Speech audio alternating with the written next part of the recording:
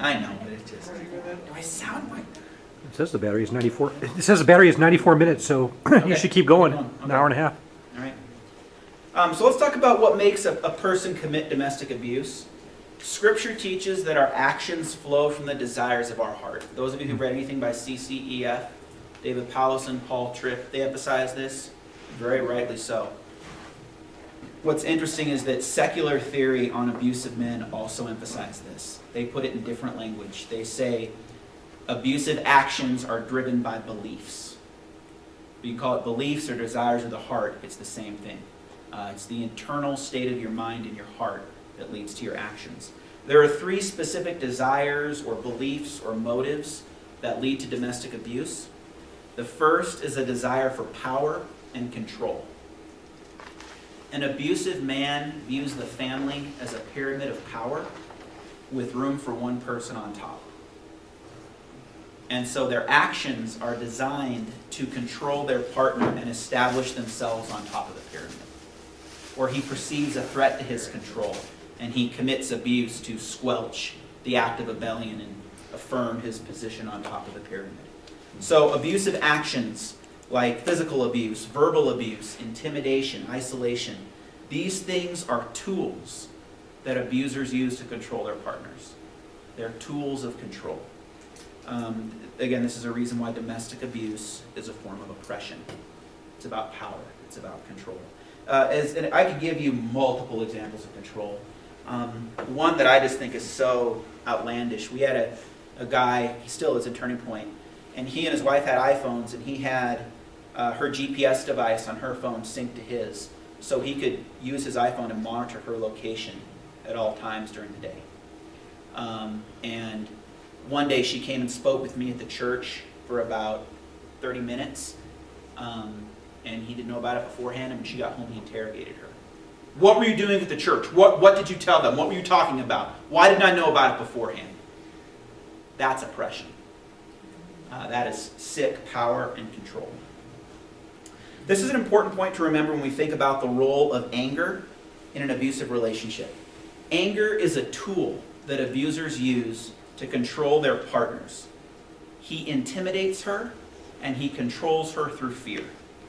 I think men, we really underestimate when we get angry how volatile and intimidating that is to our wives. Men are big, hairy, scary creatures. We're much stronger and much more physically powerful. And it's easy to intimidate our wives. The reason an abusive man gets angry so easily, most of them have anger problems, is usually because he perceives a threat to his control. If he didn't have a desire for control, he wouldn't get so angry. It's common to think that a man gets angry, loses control of himself, and commits an act of abuse. And so we think the solution is you need more self-control. You need to control yourself better. Good old-fashioned Pauline self-control. There's really a lot more happening. It starts with an insatiable desire to control his wife. That's what makes him abusive. And when his desire is not met, he becomes angry. His anger intimidates his partner and makes her afraid so that she does what he wants. And that's just simply make her afraid so that she does what I want. So anger is a tool that he uses to control his wife through intimidation and fear. Again, all of this is subconscious. He's not thinking in his mind, I have to get angry and make her afraid so she'll do what I want. But that is in fact what happens, and it's a deeply ingrained pattern of behavior. Isn't it interesting that at the same time most men who confront that blame the spouse for their anger? Yeah, we'll actually get to that in a second. You're absolutely right. So the solution is not that he needs to control himself more. He needs to control her less. That's the solution. It's counterintuitive, but it's true. He needs to control her less. So that's the first desire that fuels domestic abuse, a desire for power and control. The second is a sense of entitlement. Lundy Bancroft, he's a leading expert on abusive men. He defines entitlement as the abuser's belief that he has a special status and that it provides him with exclusive rights and privileges that do not apply to his partner. Basically, well, I'll get to that later. But the word status is very, very important. There's a sense of superiority there. So if circles represent the amount of rights that people have, in a healthy relationship, the husband and wife have an equal amount of rights. Kids have a little bit less. Still substantial, but a little less. My son, who's 3, does not have the right to decide what coat he's going to wear to church, because he'll choose a little windbreaker, and in northwest Montana you will freeze in January in a windbreaker. My wife, if she wants to freeze, that's her right. And my wife is very practical, so she would never do that. But in an abusive marriage, the husband's rights balloon up, and the rights of the wife and the children shrink. You'll notice the wife's rights are only a little bit bigger than the kids. It's really common for an abusive man to treat his wife more like a child than an adult. It is perfectly acceptable and appropriate for me to send my daughter to her room when she's disrespectful or what have you. It would be inappropriate and abusive for me to send my wife to her room. We've actually had a case where an abusive man sent his wife to her room. This is an example. View them much more like children than adults. Now you notice an abusive man not only shrinks the rights of others, he takes an inordinate amount of rights for himself. An abuser feels entitled to be the center of his partner's universe. If the family was a solar system, the abuser would be the sun. He expects her world to revolve around him. And if it doesn't, he feels entitled to punish her for it. And that's why he commits abuse. Basically, an abuser sees himself as the king of the castle, and he sees his wife as his servant. We had a guy who would call his wife and expect her to drop what she was doing and run to the grocery store to get him chips. They lived out of town, about 15, 20 miles out of town. One day she was cleaning someone else's house in our church. They had just had an operation and couldn't walk. And he calls her and tells her to go to the store and get him chips. And it took her about an hour and a half to run to the store, get chips, go home, drop them off, come back. And she did it because she knew he would verbally abuse her if she didn't. That's entitlement. The basic mindset of an abuser is I want what I want, when I want it, or else. It's the or else that makes him abusive. A lot of us can think, I want what I want, when I want it. We can be selfish.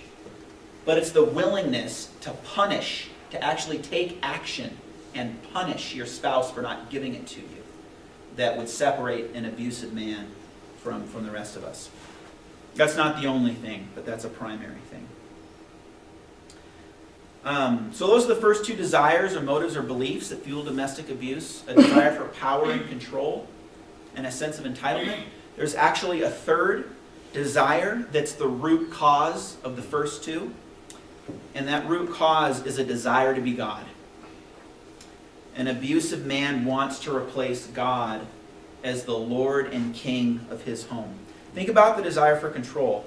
An abuser wants to have sovereign control over another person. He assumes a level of sovereignty for himself that is only appropriate for God. With entitlement, he feels entitled to be served in a way that only God should be. God should be the center of our universe. Our world should revolve around serving him. An abuser tries to occupy that central position in his partner's life. A good analogy for understanding the heart of an abuser is a tree. The roots are a desire to be God. That's what fuels everything else. The trunk functions as the base of the tree. It's entitlement. An abuser behaves the way he does because he believes he's entitled to always get what he wants. He believes he's superior. Control forms the branches of the tree. It's the tool he uses to get what he wants. His control spreads into multiple areas of the survivor's life. like branches sprout from a tree. Questions at all about the heart of an abuser, the idolatry that fuels domestic abuse? Yes. I have a couple of ladies that have expressed that what they see is the husband sees it as a business with no partnership. So that this is what I require of you, Sure. and this is what I require of the children as well. Yeah. So that when you can't fire them, so Yeah. you will punish them to get that Yeah. because I am the boss. Absolutely. And, how do you overcome that kind of, We'll address that a little bit at the end in terms of how to help and how to overcome. okay, I had an abusive man just a couple weeks ago, in a moment of rare clarity and honesty. He said to me, this is privately, and this is a man who, he's actually a pastor. We have, in our Batter's Intervention Program, there's 9 men. 2 are pastors and 1 is an elder. So you know. So when I talk about guys that you would never think, pastors and an elder, this one guy's a pastor, and he's actually making a lot of progress. And he said to me, I have viewed my marriage as a competition with a winner and a loser. And so when we get into disagreements, I have to win. Now, a lot of us, when we're in arguments, are out to win. So that's not unusual.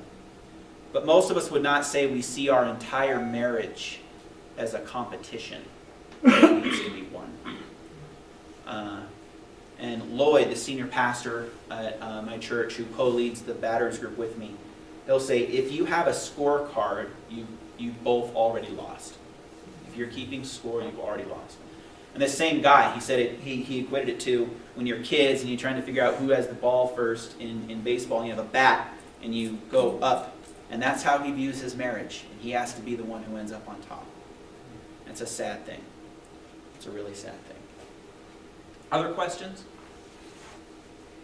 Yes. You said that men who are abusers were often abused when they were growing up. So when you're working with them, do you have to go back and address their childhood? No, I actually would recommend not doing that. With most people who have significant problems, going back in their childhood would be very helpful. Abusive men, it's not that the childhood wasn't important, wasn't a contributing factor, but abusive men have an uncanny ability to take something that would be good and helpful for anyone else and twist it toward their own ends.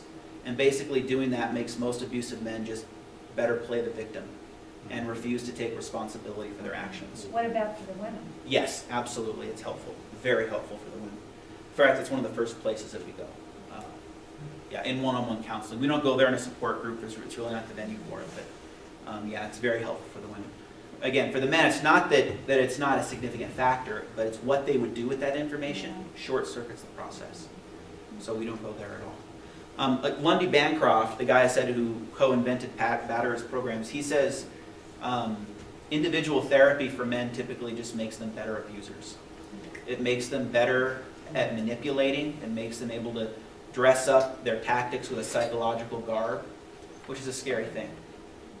Yeah. And by the way, a question was asked last night. I wish I put it in here, but I had 3 hours total. A lot of things end up on the cutting floor. Domestic abuse cuts across socioeconomic, cultural lines.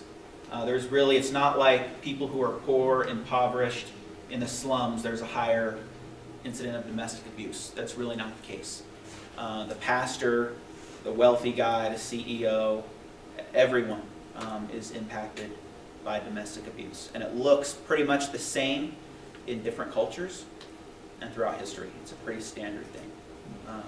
So that's really important because as you minister to survivors of abuse, when we first started Houses of Refuge, which is our crisis housing program, the second woman we placed with a couple, now you have to go through a 3-hour training seminar to be a House of Refuge, but before we knew that was necessary, we placed this woman who'd been severely physically, she's actually one of our 2 cases of attempted homicide, and her daughter with a couple, and this couple loves the Lord, but they made all kinds of assumptions about her.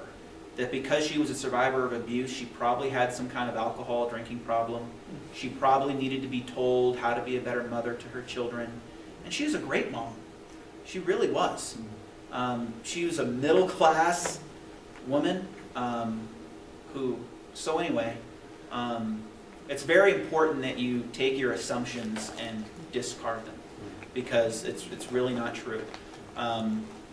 We have women in the refuge who are difficult to deal with. We have some women who are impoverished and have other problems, but that's not because they're survivors of abuse. That would be the case in virtually any group of people. So because survivors of domestic abuse can be found in all segments of society, we have all segments of society at the refuge. We have some who are very wealthy, women who are pastors' wives, and then we have every element. So. Any other questions? We have a couple more minutes before we take a break.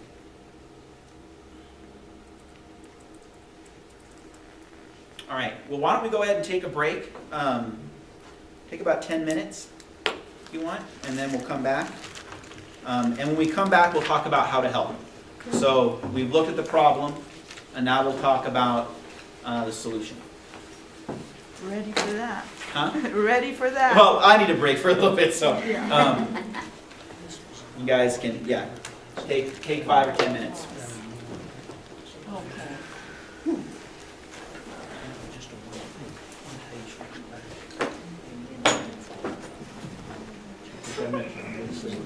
It could probably be stopped. Did you stop it? So it doesn't keep taping when nobody's there? There's no mine.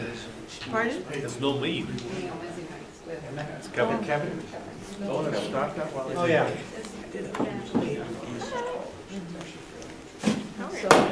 I stuck in the back because I had to drop off the kids here and there.